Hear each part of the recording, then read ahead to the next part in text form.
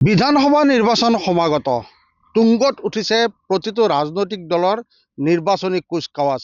সমান্তৰালকে কুচকাৱাজ আৰম্ভ কৰিছে একাংশ টিকট প্ৰত্যাশী প্ৰাৰ্থীয়ে। মই উপস্থিত আছো ৰঙিয়াত। ৰঙিয়াত এই মুহূৰ্তত মোৰ লগত উপস্থিত আছে ৰঙিয়া সমষ্টিৰ পৰা এইবাৰ টিকট বিচাৰি নিজকে প্ৰক্ষেপ কৰি ৰাইজৰ মাজত সেৱা কৰি তথা দলৰ হৈ কাম কৰি থকা এগৰাকী নেতা মই প্ৰথমতে চিনাকি কৰি দিছোঁ।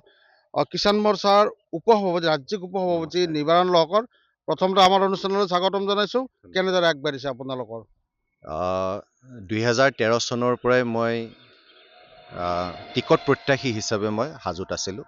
এতিয়া সেই সমষ্টিটোৰ প্ৰায় অৰ্ধাংশতকৈ অধিক এতিয়া ৰঙিয়া সমষ্টি হ'ল আৰু ৰঙিয়া সমষ্টিৰ পৰা ইতিমধ্যে মই কাম আৰম্ভ কৰিছোঁ। আগতে যিহেতু প্ৰায় 60% ভোটাৰ মই ঘৰে ঘৰে যোৱাৰ নিচিনা চিনাকি নাম বা চিনাকি পৰিচয় এটা আছে, বিভিন্ন অনুষ্ঠানৰ লগত সম্পৰ্ক আছে আৰু মই আশা কৰিছোঁ যে 2026 চনত ৰঙিয়া সমষ্টিৰ পৰা দলে মোক আশীৰ্বাদ দিব আৰু এই কাম কৰাৰ কাৰণে সুযোগ দিব।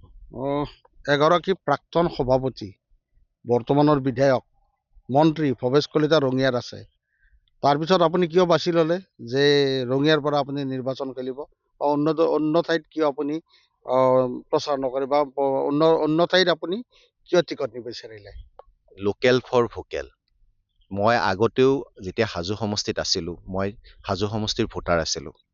গতিকে মই এতিয়া আকৌ নতুনকৈ নৱগঠিত সমষ্টিটো মই ভোটাৰ হয় আৰু এইটো ডিলিমিটেশ্যনৰ পিছত ইয়াত দুটা সমষ্টি হ'ল। এটা ৰঙিয়া সমষ্টি নৱগঠিত আৰু এটি সমষ্টি হ'ল গোৰেশ্বৰ। গতিকে মোৰ যিহেতু স্থানটো মোৰ মানে ৰঙিয়া হয়, গতিকে ইয়াৰ পৰা টিকট বিচৰাটো মই ভাবোঁ যে তাত কোনো নাথাকিব। মই ভৱেশ কলিতা ডাঙৰীয়াকো মই সন্মান কৰোঁ, মোৰ জ্যেষ্ঠ ভাতৃ হয়। মই ভাবোঁ যে সকলোকে এটা সুযোগ দিয়াটো প্ৰয়োজন, কাম কৰাৰ কাৰণে প্ৰয়োজন। মই সেইকাৰণে বিচাৰিছোঁ। প্ৰায় 13টা বছৰ আপুনি সাংগঠনিকভাৱে কাম কৰিলে। ৰঙিয়া আচলতে এনেকুৱা কি দেখা পালে যে ৰঙিয়াৰ পৰা আপুনি নিৰ্বাচন খেলিলে বিজয় হৈ ওলাই আহিব?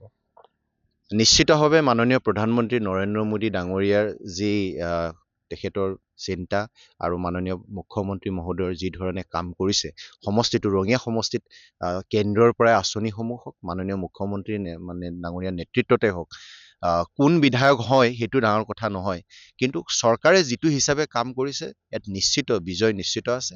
কিন্তু মই যদি আহোঁ তেতিয়াহ'লে মোৰ এটাই প্ৰথম থাকিব, ৰঙিয়াৰ প্ৰতিটো পৰিয়ালৰ সুৰক্ষা সুনিশ্চিত কৰা।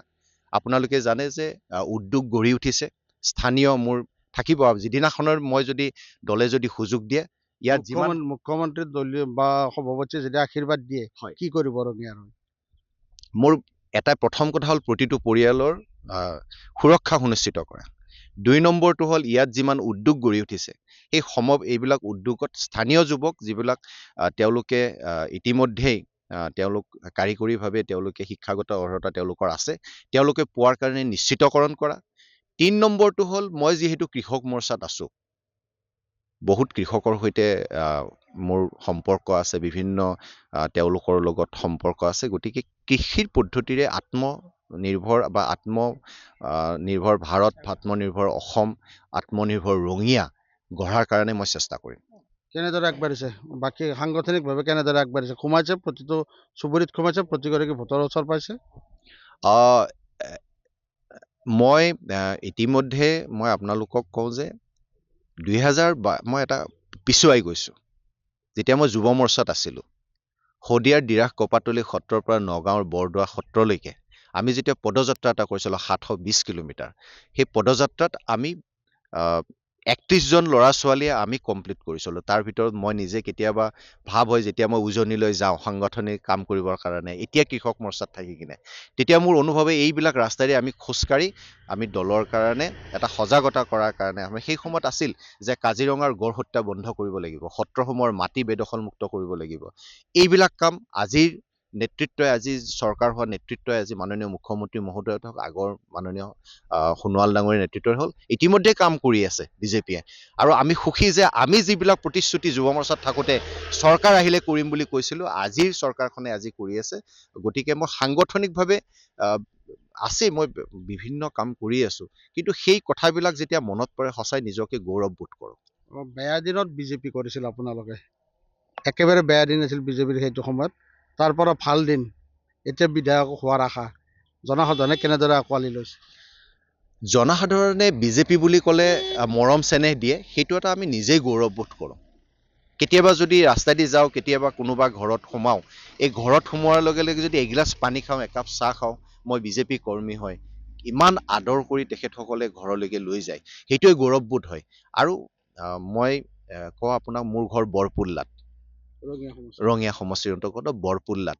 আপুনি কেতিয়াবা যদি যায় বৰপুল্লাৰ পৰিয়ালক সুধিব যে নিবাৰণ লকৰ ল'ৰাটো কেনেকুৱা, তেওঁ কেনেকুৱা ধৰণৰ সম্পৰ্ক ৰাখে। আপুনি স্বজমিন যেতিয়া তদন্ত কৰিব, তেতিয়া আপুনি গম পাব যে সঁচাই যে মই আচলতে ভাল নে বেয়া, মই ক'লেতো বেয়া হ'ব, মই ভালে নে বেয়া, মই যাৰ লগত সম্পৰ্ক আছে, যিসকলৰ ব্যক্তিৰ লগত সম্পৰ্ক আছে। আপুনি ঘূৰিব, হাজোতো আপুনিতো বিভিন্ন ঠাইত ঘূৰিছে, ৰামদিয়াৰ পৰা বামুণডিৰ পৰা আদি কৰি কিমানটা হেৰি আমি গৈছোঁ। কাক টিকট দিছিলে সেইটো আমাৰ কথা নাছিল, দুখ লাগিছিল, কিন্তু কাম কৰি যেতিয়া টিকট বিচাৰিছিলোঁ, কাম কৰি টিকট বিচৰাটো এটা পালে তাৰ এটা কাম কৰাৰ কাৰণে উৎসাহটো থাকে, এটা বয়স থাকে, যে দৌৰাৰ বয়স থাকে। মই মাননীয় মুখ্যমন্ত্ৰী মহোদয়ে এইবাৰ কৈছে যে যুৱ প্ৰজন্মক মানে অগ্ৰাধিকাৰ দিব। যুৱকৰ পৰা অকমান দূৰলৈকে গৈছোঁ, তথাপিও নিজকে আকৌ মানে সেই যুৱক যেন ভাবিছোঁ, যে এইবাৰ ভাবিছোঁ, আশা কৰিছোঁ যে এইবাৰ কাম কৰাৰ কাৰণে মাননীয় মুখ্যমন্ত্ৰী মহোদয়, দলৰ নেতৃত্ব মাননীয় সভাপতি দিলীপ শইকীয়া ডাঙৰীয়াই, তেখেতসকলে আমাক চিন্তা কৰিব। সেৱাই সংগঠন আপোনালোকে কয়, কিন্তু কেনেদৰে ৰঙিয়াত সংগঠন কেনে চলি আছে এতিয়া?